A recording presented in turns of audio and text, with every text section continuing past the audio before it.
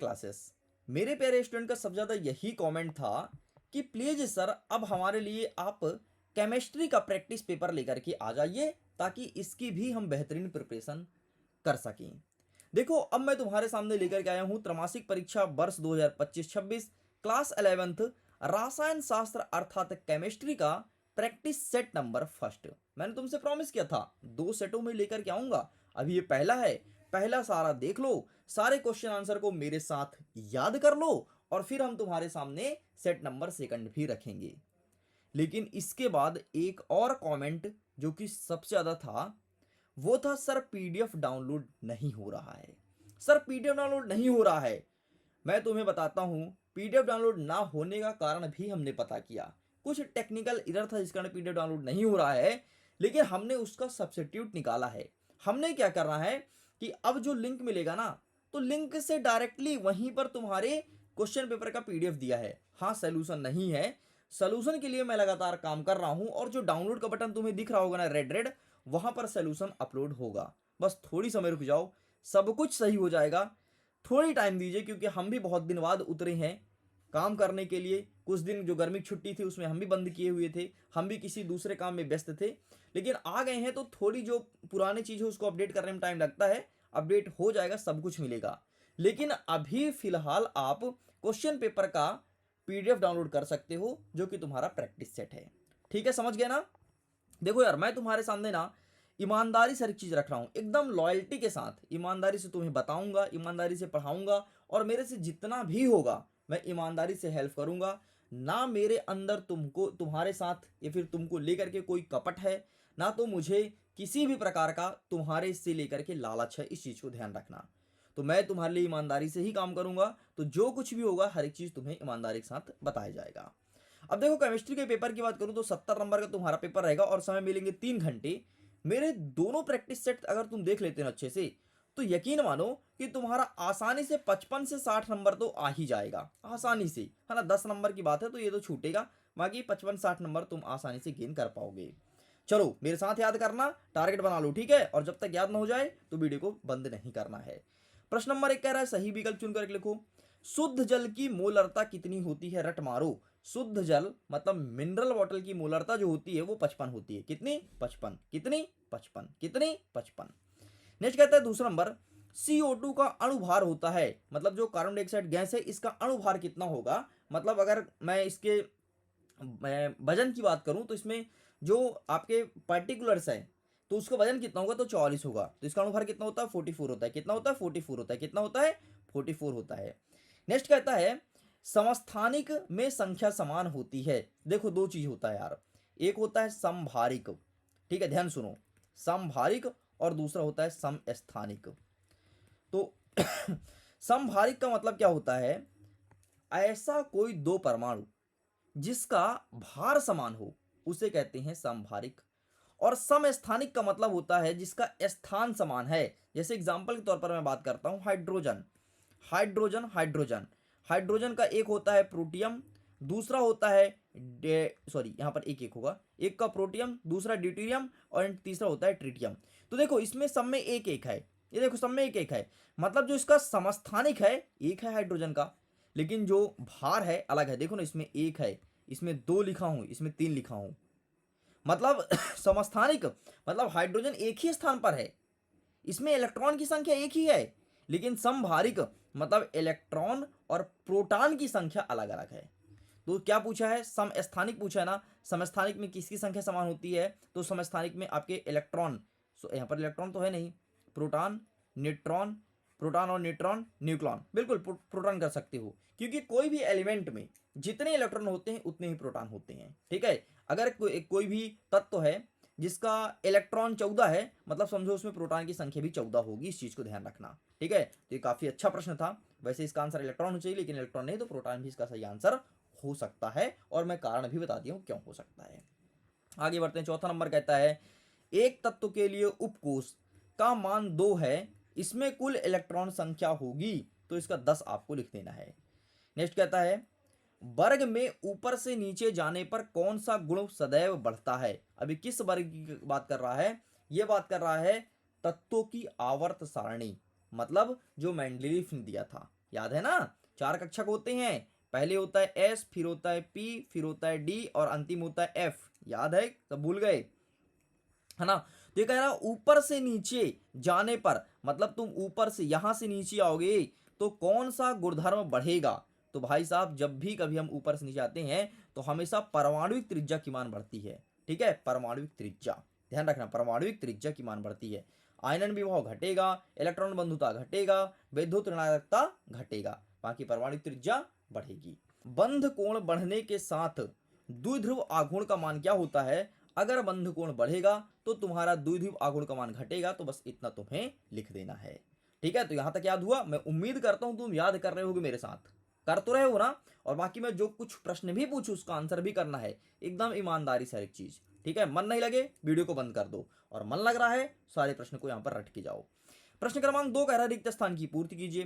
पहला नंबर कहता है विलयन की सांद्रता व्यक्त करने की वह विधि जो तापमान परिवर्तन से प्रभावित होती है क्या कहलाती है। फिर से प्रश्न को सुनना, विलयन की सांद्रता व्यक्त करने की वह विधि जो तापमान परिवर्तन से प्रभावित होती है क्या कहलाती है। इसे कहते हैं मोलरता। ये मोलरता का परिभाषा है, तो यहां पर लिखना है मोलरता। ठीक है, मोलरता ध्यान सुन लो, विलयन सांद्रता व्यक्त करने की वह विधि जो तापमान परिवर्तन से प्रभावित होती है, मतलब टेम्परेचर से प्रभावित होती है, उसे कहते हैं मोलरता। नेक्स्ट नेक्स्ट हमारा कह रहा है कि यदि किसी परमाणु में n का मान 4 है तो कुल इलेक्ट्रॉन की संख्या क्या होगी। तो अगर n का मान 4 है तो इलेक्ट्रॉन की संख्या हो जाएगी 32। इस चीज को ध्यान रखना।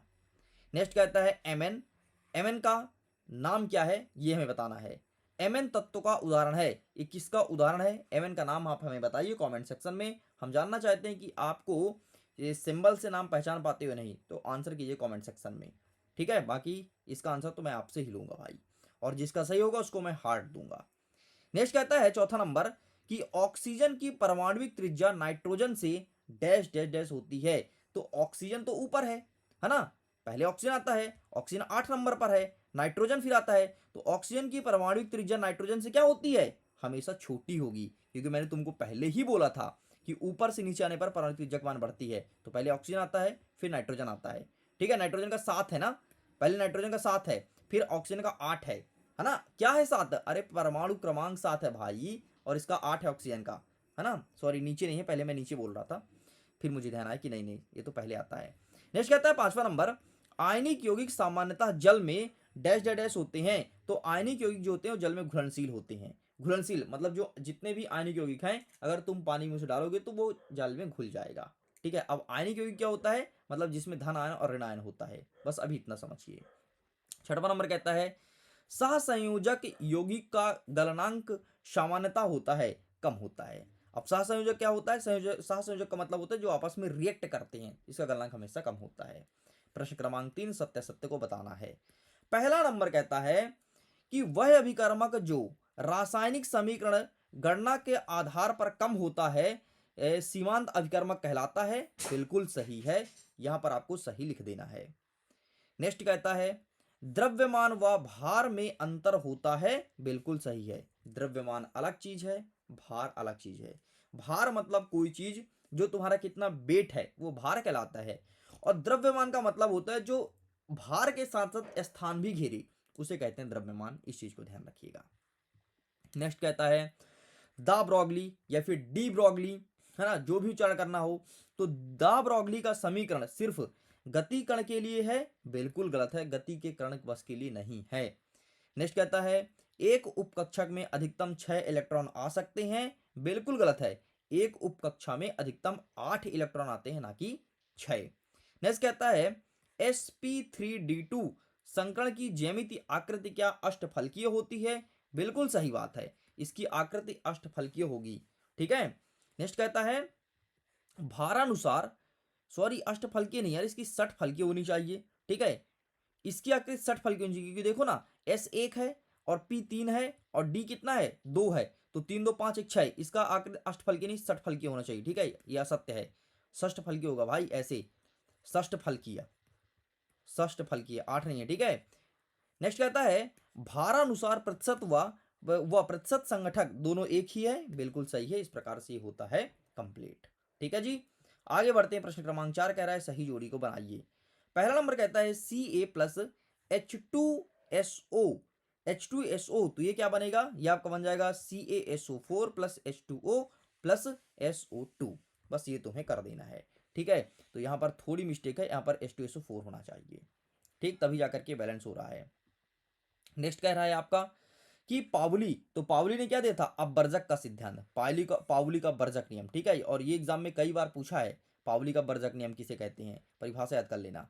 नेक्स्ट कहता है तीसरा नंबर, परमाणु भार पर आधारित आवर्त सारणी, तो इसे कहते हैं मेंडलीव की आवर्त सारणी। नेक्स्ट कहता है न्यूलैंड, तो न्यूलैंड ने दिया था अष्टक नियम। नेक्स्ट कहता है सहसंयोजी आबंध, तो इलेक्ट्रॉन को साझा करना ही कहलाता है सहसंयोजी आबंध, इस चीज को ध्यान रखिएगा, ये भी हमारा होता है कंप्लीट। आइए देखते हैं पांचवा नंबर कहता है एक शब्द या एक वाक्य में उत्तर दीजिए। पहला नंबर कहता है समान ताप तथा समान दाब पर समस्त गैसों के समान आयतन में अणुओं की संख्या समान होती है, यह नियम क्या कहलाती है, तो इसे कहते हैं एवोगैड्रो नियम। ध्यान से सुन लो, इसे कहते हैं एवोगैड्रो नियम। अब मैं प्रश्न पूछूंगा या फिर आपके एग्जाम में प्रश्न पूछेगा 2 नंबर में कि एवोगैड्रो नियम किसे कहते हैं, तुम बताओगे। समान ताप एवं समान दाब पर, समान ताप एवं समान दाब पर समस्त गैसों के समान आयतन में अणुओं की संख्या समान होती है, इसे कहते हैं एवोगैड्रो नियम। एवोगैड्रो संख्या क्या होती है, इसका आंसर आप हमें देंगे। नेक्स्ट कहता है, तो एवोगैड्रो, ठीक है, एवोगैड्रो एवोगैड्रो एवोगैड्रो।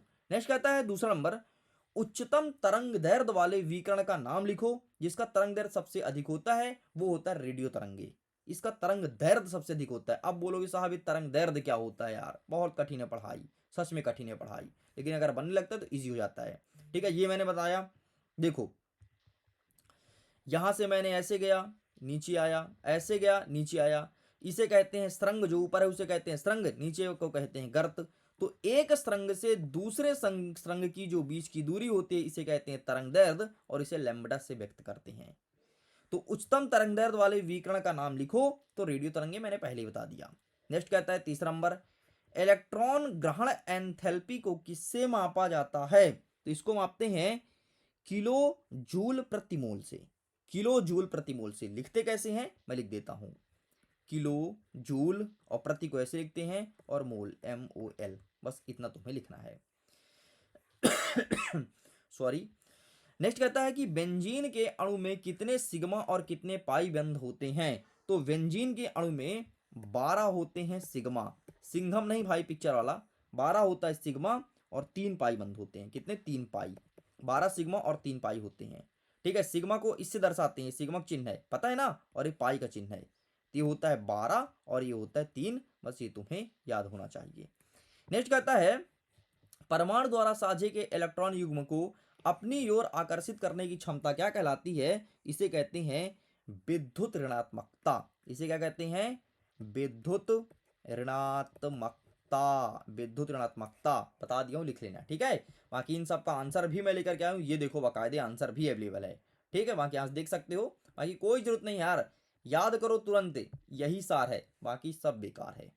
चल आगे बढ़ते हैं भाई। छठवां नंबर कहता है कि सार्थक अंकों से आप क्या समझते हैं, क्या होता है सार्थक अंक, ये आंसर अवेलेबल है, देखो यहां पर, किसी भी भौतिक राशि को वास्तविक रूप से परिभाषित करने के लिए उपयोग में लाए गए अंकों को सार्थक अंक कहा जाता है। और उदाहरण के लिए यहां पर लिखा है -0.007 का सार्थक अंक 1 है ना, केवल 7 वर्ष है इसका सार्थक अंक, इसलिए सार्थक अंक 1 है ना। सार्थक अंक मतलब जो काम का हो, बाकी फालतू का क्यों जोड़ना। अथवा में कहता है एसआई मात्रक से क्या अभिप्राय है, और एसआई मात्रक का द्रव्यमान बताना है, ये रहा तुम्हारे सामने एसआई मात्रक, ठीक है। एसआई मात्रक एक अंतरराष्ट्रीय प्रणाली है जिसे वैज्ञानिक और तकनीकी संदर्भ में माप के लिए एक मानक इकाई के रूप में उपयोग किया जाता है।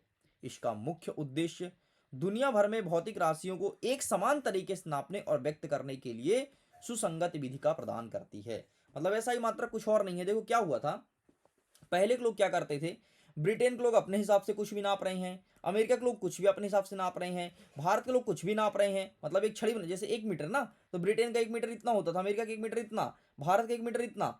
अब जैसे हमें व्यापार करना है ब्रिटेन के साथ, तो हम बोलेंगे हमको 1 मीटर कपड़ा दो, तो छोटका वास दे देगा अपने अपने यहाँ की मीटर से नाप के, और हमारे यहाँ का 1 मीटर तो बड़ा लंबा होता है ना। अब हमें अमेरिका से व्यापार करना है, मैं बोलूंगा 1 मीटर मुझे हमें कपड़े दो, या वो छुटका दे देगा, यार दिक्कत हो जाएगी। ऐसे में तो घाटा लग जाएगा हमें, क्योंकि हम इतना खरीदेंगे और हम बेचेंगे क्या इतना, नहीं ना। इसके लिए भाई साहब एक मीटिंग बैठाई गई अमेरिका, सॉरी ब्रिटेन में, और बोला गया सारे देश के लोग आओ और हम एक ऐसा मात्रक बनाते हैं जिससे दूरी मापेंगे, और सारा विश्व में यही काम करेगा। तो मीटिंग किए और इसी में इन्होंने 7 एसआई मात्रक बनाया और 2 पूरक राशि बनाया कि भाई साहब अब तुम्हारा इसी से हर एक चीज नापा जाएगा, जैसे समय का सेकंड, ताप केल्विन, विद्युत धारा एम्पियर, जो तीव्रता कैंडेला, पदार्थ की मात्रा मोल, है ना, कोण का रेडियन, घन कोण स्टेरेडियन, और समय का सेकंड, किलोमीटर का मीटर। तो ये इस प्रकार से इन्होंने मीटिंग करके बनाया था। अब नेक्स्ट कहता है कि 3 सार्थक अंक का निकटता कीजिए। अब इसमें 3 सार्थक अंक बताना है, ठीक है। एंड इसमें कहता है कि वैज्ञानिक संकेत में लिखो। तो इन सब का आंसर तुम्हें यहाँ पर मिल जाएगा, परेशान होने की बिल्कुल जरूरत नहीं है। देखो इसका सार्थक अंक ये लिखा है, बाकी सब कुछ अवेलेबल है, परेशान मत होना। इसका सार्थक अंक ये लिखा है, ठीक। तो इस प्रकार से तुम्हें करना है। नेक्स्ट कहता है एनोड किरणों के दो गुण लिखो। देखो यार, 2 चीज होता है, एक होता है एनोड, दूसरा होता है कैथोड। एनोड में हमेशा धनायन होता है, कैथोड में हमेशा ऋणायन होता है। तो धनायन की कौन कौन से प्रॉपर्टीज है ये तुम्हें बताना है। अथवा कहता है कक्ष और कक्षक में अंतर लिखो। तो आइए दिखा देते हैं कि क्या होगा इनका सही आंसर। ये तो अभी सार्थक अंक चल रहा है। ये रहा एनोड, ये किरणें सीधी रेखा में गमन करती है, मार्ग में राखियां पहिए को मुड़, ये मत लिखो, ठीक, कठिन है, सरल सरल चीज हमें ढूंढना है, खूब सारा यार, केवल तुम्हें 2 ही तो लिखना है। एनोड किरण का वेग कैथोड किरण से कम होता है, ये किरणें धन आवेशित समूह से बनती है। मैंने पहले बोला था ना कि एनोड धन आवेशित होता है, इस प्रकार से तुम्हें लिखना है। अथवा में देख लो क्या कहता है, कक्ष और रुमक क्या है भाई, कक्षक है, ठीक है, कक्ष और कक्षक में अंतर। तो ये तुम्हारे सामने ये भी लिखा गया है, ठीक है। ये देखो कक्ष वृत्ताकार व दीर्घ वृत्ताकार होते हैं, जबकि भिन्न भिन्न कक्षक के शीर्ष भिन्न भिन्न होते हैं। इस प्रकार से तुम्हें जो ठीक लगे वो तुम पसंद से लिख लो, 2 तुम्हें लिखना है क्योंकि क्वेश्चन तुम्हारे 2 नंबर का है। बाकी मैं तो कहता हूँ जाकर के जल्दी से पीडीएफ को डाउनलोड कर लो।